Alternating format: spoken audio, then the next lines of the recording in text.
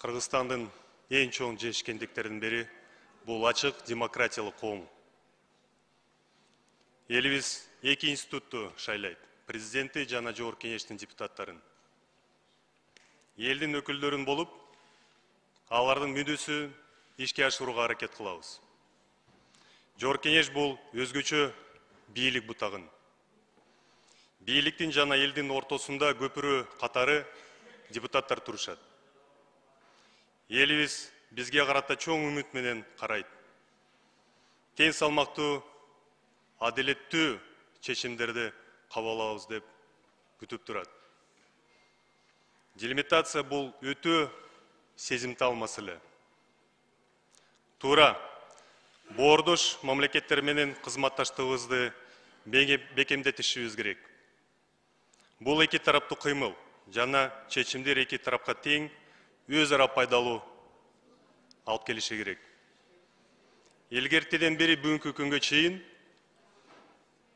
бир тууганыбыз менен суу менен бөлүшөбүз. Сөзсүз ушундай болот, сөзсүз ушундай болуш керек. Эч качан шек саноо болбош керек. Ынтымакта жашайбыз. Өзбекстандын президенти Шавкат Миромонович акылдуу, даанышман инсан. Анын мөөнөтүндө Өзбекстан чоң жетишкендиктерге ээ болду. Укмуштуудай, кереметтүү өсүүдө Өзбекстан. Бирок кеп Өзбекстан боюнча эмес. Маселе ичибизде, мамлекетибизде. Сый урмат менен талкуулоо болуш керек. Депутаттардын өзгөчө макамы бар. Өткөн апта дүйшөмбү күнү өкмөт бизге келишимдин долбоору алып келип, макулдугу бергиле деп, жактырылсын деп сурашты. Жакшы билесиздер, мен бир топ жолу маалымат бердим. Кагаздар толук берилген жок. Бизди шаштырышты.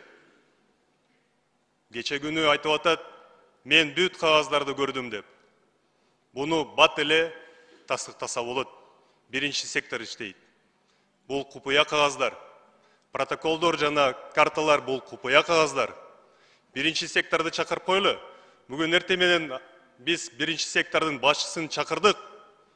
Өзү айтты, мен кол койгон жокмун.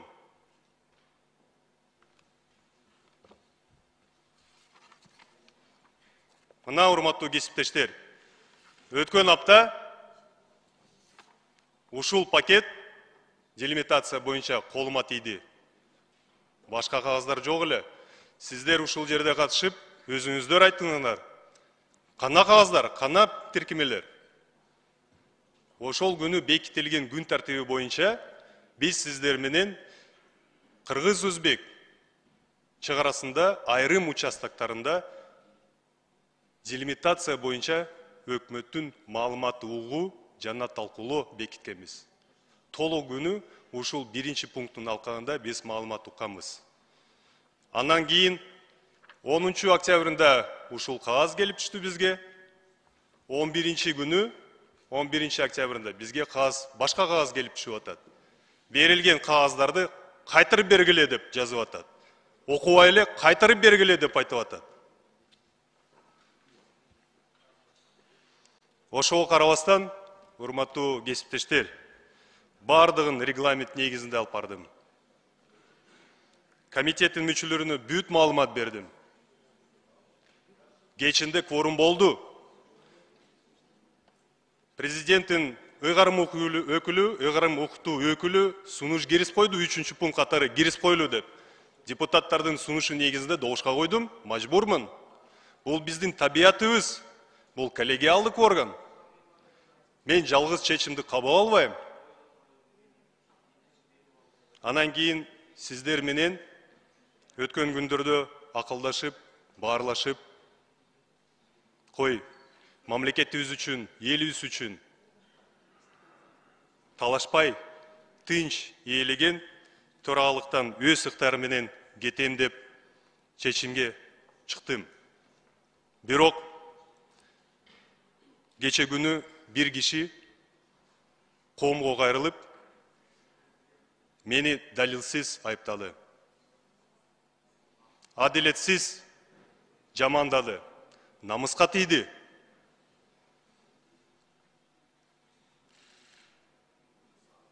Кылыч жарасы бүтөт, тил жарасы бүтпөйт. Мен жооп бербесем болбойт, урматтуу депутаттар.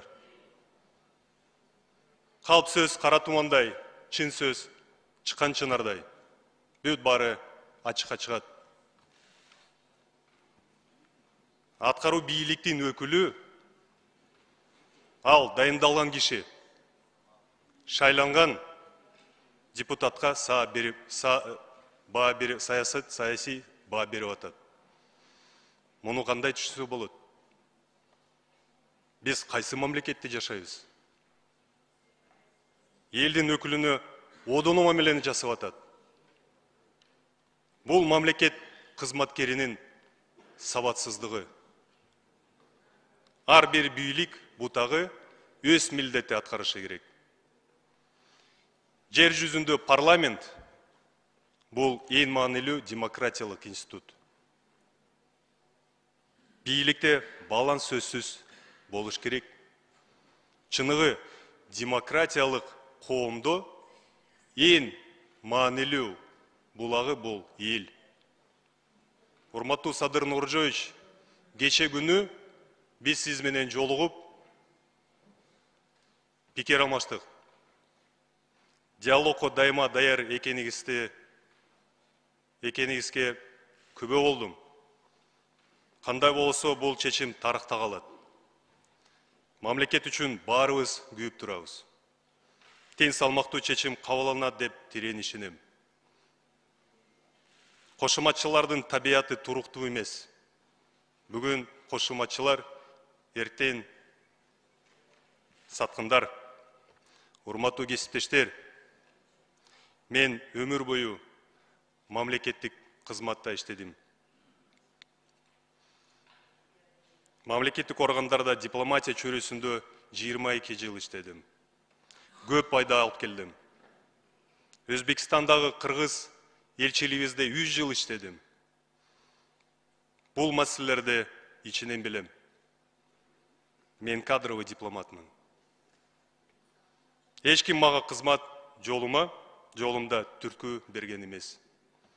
Ар бир тепкичти өзүмдүн эмгеги менен басып өттүм. Мамлекетке алып келген пайдам чоң, бирок эч кандай дешевый пиар кылган эмесмин. Алектенген эмесмин.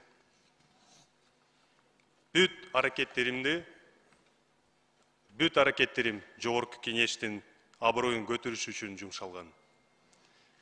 Учурда ийилген эл аралык байланыштар коргоо, коопсуздук жана миграция боюнча комитеттин төрагасынын кызматы тапшырышым керек деп сөз пайда болду. Бардыгын түшүнөм. Жамаатыбызды бөлгүм келбейт. Арызды жазганга даярмын. Убакыт бардыгын көрсөтөт.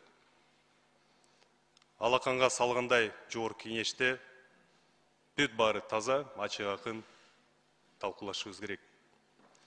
Чечимдерибиз элибизге пайданы алып келиши керек. Убакыт бат эле өтөт. Эл бизди шайлады, эл бизге баа берет. 4 жыл эле калды. Эл сынчы, эл тараза, эл сынчы.